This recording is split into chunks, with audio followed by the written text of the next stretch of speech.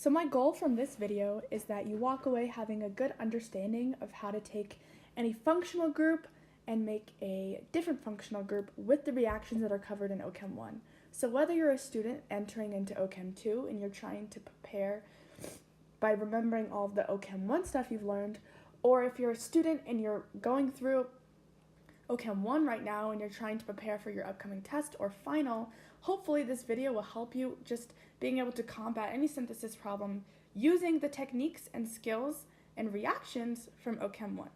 Okay, so I'm going to start this video with making carbon-carbon bonds because this is one of the most useful things that you'll learn in Ochem 1. So the way that I learned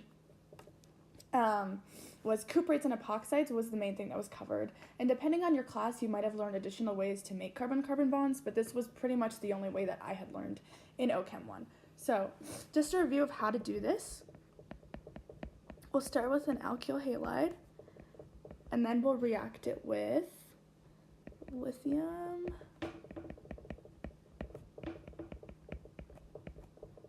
so now, then we'll react it with CuI and THF, okay, and then we'll get this. And the reason I have it in parentheses and a 2 around it is because we actually make 2 copies of it. The way my professors preferred me to draw it is this way, but every professor has their own way that they prefer you to draw this. Okay, and so then,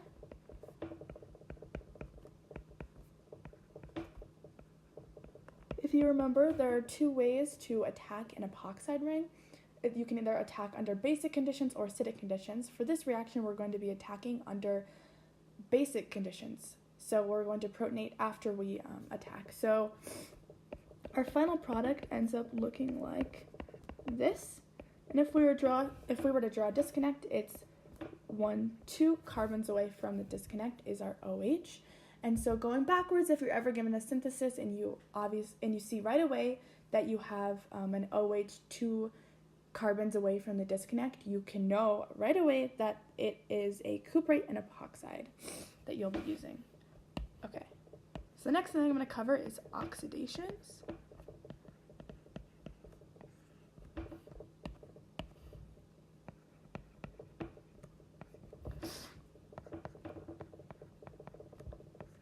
Okay, so PCC is our classic weak oxidizer. If we have a primary OH, it'll make an aldehyde, and if we have a secondary, it'll make a ketone. So this is primary, that's secondary. But for our strong oxidizers,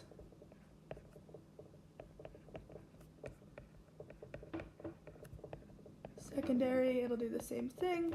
It'll make just a ketone, so that's the same as the weak.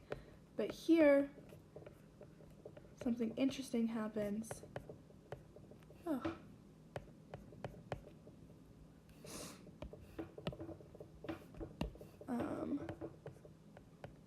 We'll actually make a carboxylic acid. Okay. And other strong oxidizers include Na2CrO7, KMnO4, and KCr2O4. Okay, so next up I'm going to go over how to convert between different functional groups.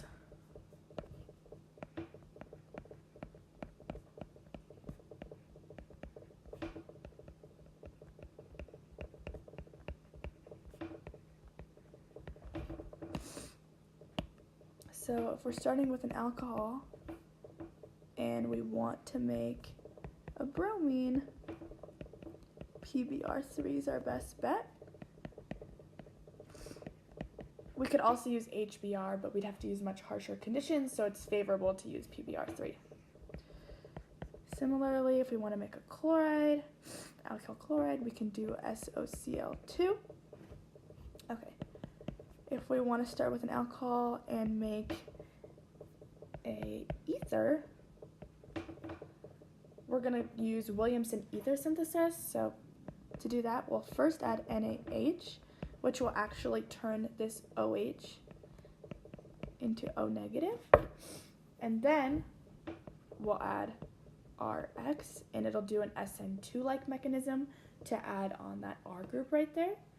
And then if we start with a bromine and we want to make an ether, this is just O negative, and that will be via SN2. And it's important to remember that we can pretty much use, if we start this same alkyl bromide over here, we can pretty much create anything with a different functional group. Like if we added NaCN, we could just kick off that bromine right there.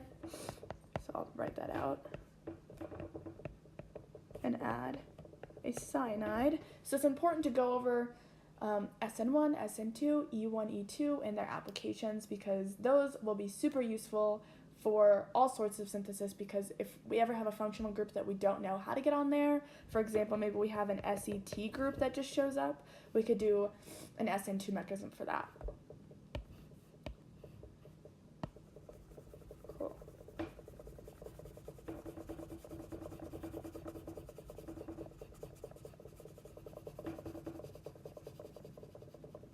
And then last but not least, a few more tips and tricks on how to go about synthesis problems. So if we're given anything like that, right here we know that we're starting with an alkane, and if we're starting with an alkane, the only thing we can really do is adding Br2 HVROOR,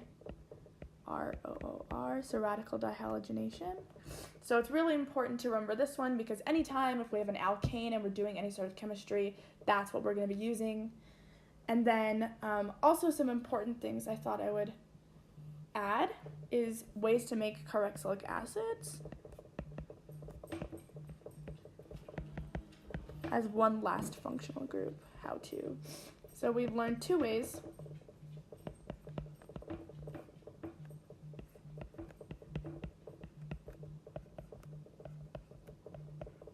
And the other way we've learned, in addition to Jones, which we just covered, is ozonolysis.